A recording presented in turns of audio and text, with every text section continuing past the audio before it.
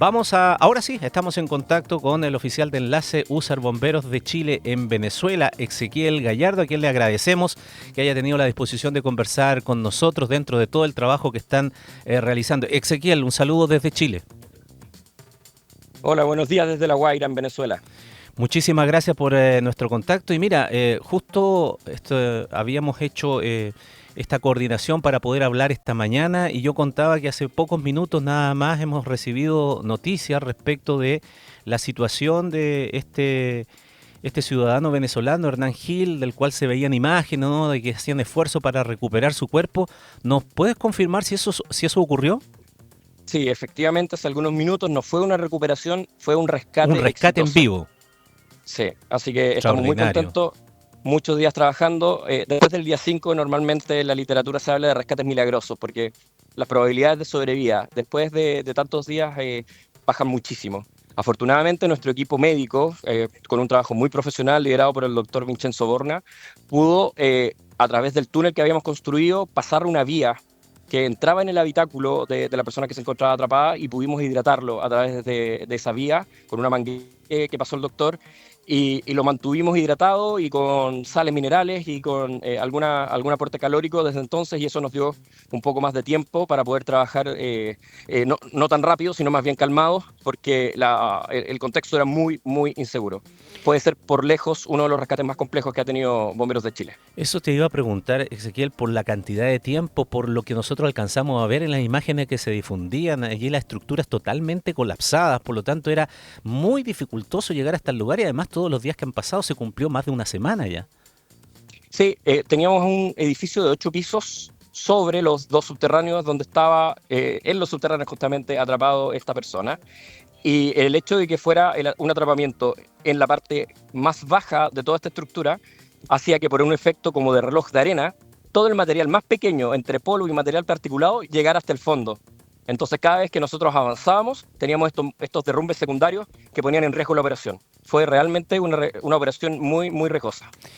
A ver, ¿y nos puede explicar en términos sencillos qué es lo que se hace, cómo van tomando las decisiones para un rescate de estas características, que es abrir un túnel en medio de los escombros con toda la complejidad que eso significa?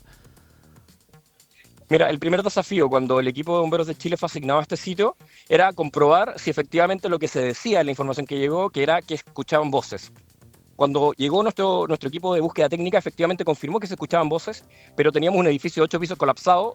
Había que encontrar específicamente en dónde estaba esa persona que estaba emitiendo los sonidos, porque si no era buscar una aguja en un pajar. Así que nuestro equipo de búsqueda técnica, con un sonar y con un sistema también de escucha amplificada que ocupamos nosotros, empezaron a escuchar desde distintas partes del subterráneo, pidiéndole a esta persona que pudiera hacer sonidos, y con estas mediciones empezamos a hacer una triangulación.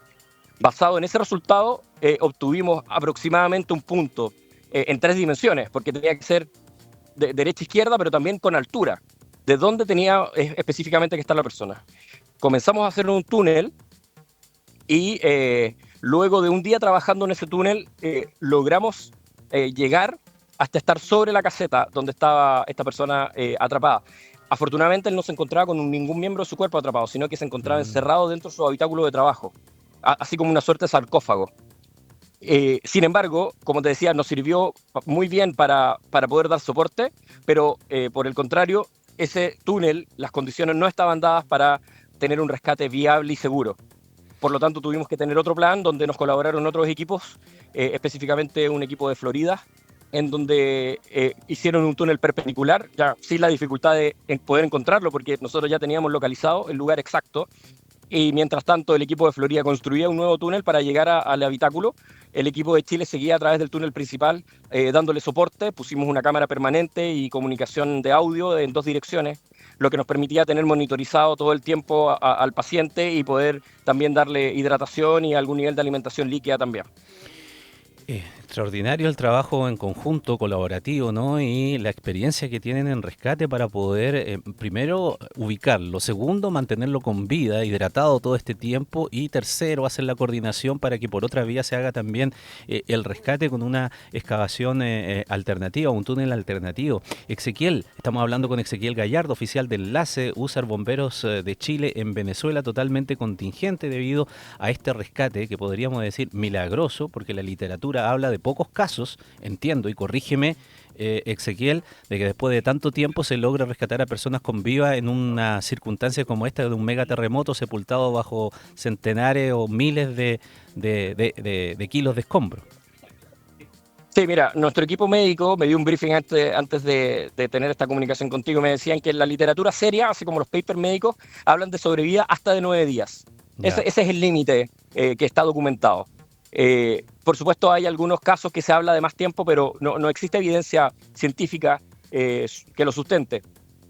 En este caso no he sacado la cuenta de cuántos días, porque la verdad tuvimos varios momentos donde pensábamos que lo íbamos a sacar, sacaba la cuenta cuántas horas llevamos. En este momento no sé cuánto tiempo estuvo él atrapado, pero el punto de inflexión fue cuando nuestro equipo médico logró entregarle hidratación. Ya. Eso rompió la estadística, porque desde ese momento en adelante él ya podía, nuestro equipo médico logró poder prolongar su expectativa por medio de mantenerlo hidratado, por medio de poder monitorizarlo con entrevistas, poder saber cómo estaba su estado de lucidez, el cual afortunadamente todo el tiempo estuvo muy bueno.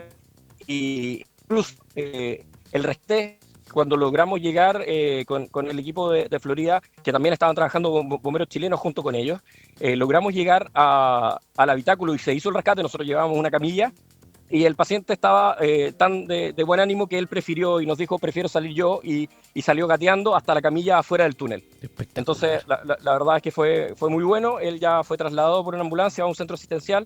Después de que salió el túnel, eso sí, estuvo entre 20 y 25 minutos dentro del estacionamiento, donde nuestro equipo médico le estuvo haciendo un control avanzado de signos vitales y también pasando volumen y medicamentos que quizás el equipo médico podría explicarnos mejor en más detalle, pero básicamente le estuvieron haciendo mediciones para asegurarse que cuando saliera del edificio y se le entregara a la ambulancia no iba a haber ninguna complicación posterior. Espectacular, realmente increíble. No puede uno decir más que milagrosa la forma en que esta persona salva con vida y de la manera que nos describes, Ezequiel, además saliendo ya luego por sus propios medios, luego de haber hecho el túnel para rescatarlo. Decía yo al principio, y no sé si tienes tú más antecedentes, de que él se encontraba, porque era un guardia, ¿no es verdad? Y él se encontraba como en una garita de seguridad cuando se produjo el terremoto y esa garita fue desplazada por la fuerza del sismo y quedó atrapada por estos derrumbamientos que hubo al costado de estructuras mayores. O sea, fue la misma garita tal vez la que permitió como el soporte vital para el espacio en que quedó él reducido, pero con vida y sin lesiones mayores para permanecer todos estos días allí. Mira, se tienen que confabular muchos elementos para que algo así ocurra. No podemos asignarle a una sola variable cuál fue el espacio vital, porque, por ejemplo, si el derrumbe ocurre entre dos losas, pero cae atravesado un pilar, ese pilar va a generar ese espacio vital entre medio de las dos losas, por ejemplo. Ya. Pero es más complejo de lo que me describías, porque el centro comercial que ha salido en televisión y por donde nosotros accedíamos todo el tiempo al subterráneo, no era el lugar donde trabajaba esta persona, sino que era un edificio habitacional que se encontraba detrás. Y ese edificio fue el que colapsó completamente y el colapso se introdujo dentro del estacionamiento del centro comercial. O sea, era un escenario muy complejo. O sea, entonces y no solo eso, sino que además del edificio colapsado, teníamos un edificio que estaba por la calle lateral, que estaba con un volcamiento incompleto, tenía una inclinación de 30 grados, y fue un edificio que tuvimos que monitorizar con nuestros láser que miden el movimiento de estas estructuras durante toda la operación. Mira, Ezequiel, más allá del hecho de tener ese espacio vital para poder aguantar en este tiempo, tú dices, son muchos los factores que influyen también, el hecho de que él no haya tenido aparentemente ninguna lesión, me refiero a traumatismo producto del derrumbe mayor, pero las condiciones en las que estaba, entiendo también la gran cantidad de polvo en suspensión que hay allí, que hace prácticamente irrespirable el ambiente por muchos momentos, el hecho de no tener alimentación ni hidratación, pero una vez que ustedes llegan a encontrarlo y no a rescatarlo, sacarlo de allí, pero sí tener contacto con él, comienzan con una etapa de hidratación. ¿Solamente eran líquidos los que le enviaban? ¿Mediante de qué forma? Porque no podía llegar con alimentos sólidos tampoco al lugar en donde se Sí, encontraba.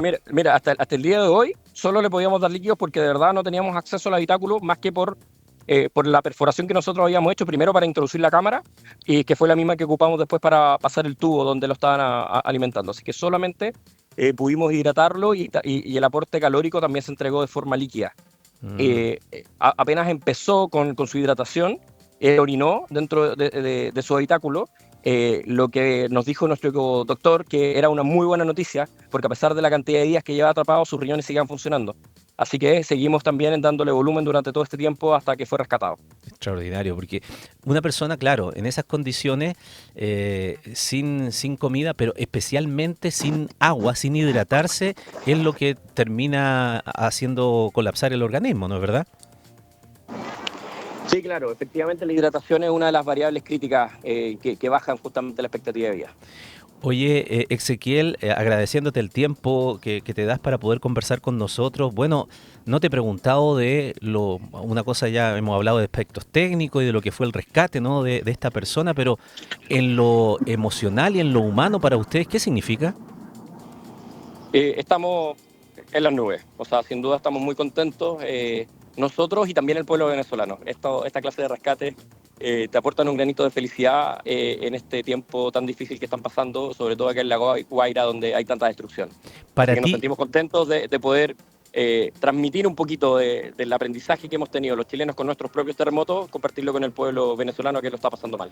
para ti en lo particular, ¿esta es la experiencia más notable que te ha tocado vivir? Mira, el servicio de bomberos es muy bonito y tenemos muchas experiencias donde podemos ayudar gente siempre, pero sin duda si no es la más emocionante va a estar en el top 3. Sin duda. Y te agradecemos que puedas compartir también esa experiencia con nosotros a esta hora de la mañana, cuando recién se ha confirmado el rescate con vida de esta persona. ¿Cómo están ustedes, el resto de los bomberos nuestros que están trabajando allá? Sí, en general el equipo está bien, llevamos todo este tiempo trabajando sin accidentes, lo que es siempre una muy buena noticia.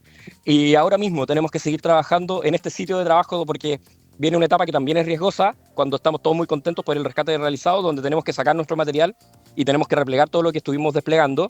Es una etapa en la que también podrían haber accidentes, así que tenemos que estar muy concentrados. Así que te agradezco el contacto Sé, desde Santiago. sé que tienes poco tiempo, te agradezco el minuto, solo una última consulta para saber que ustedes están bien además y que tienen que salir de ese lugar también bien para seguir trabajando. ¿A dónde se dirigen ahora después de esto? Mira, esto es un proceso que funciona bajo una clasificación internacional, así como nos entregaron formalmente la asignación de este sitio de trabajo a Bomberos de Chile.